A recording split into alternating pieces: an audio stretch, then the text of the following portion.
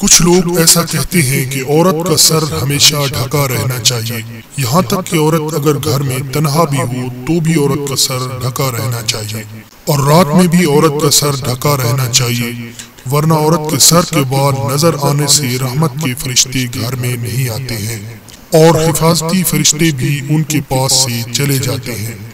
تو کیا یہ قرآن پاک یا حدیث شریف سے ثابت ہے؟ کیا واقعی عورت پر اتنی پابندی شریعت نے لگائی ہے؟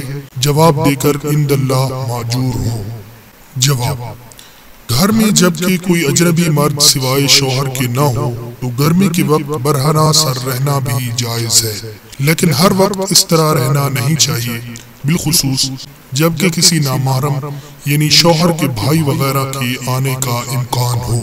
شوہر کے علاوہ دیگر مردوں کا اپنی محرم عورت یعنی ماں، بہن، بیٹی کے سر کو دیکھنا جائز ہے، اگرچہ عورت کا ان کے سامنے سر کھول کر رہنا خلاف ادب ہے۔ عورت کے سر کے بال نظر آنے سے رحمت کے فرشتے گھر میں نہیں آتے، اس مفہوم کی کوئی حدیث میری نظر سے نہیں گزری۔ مزید اچھی ویڈیوز کے لیے ہمارے چینل اسلامی معلوماتی ویڈیوز کو سبسکرائب کریں۔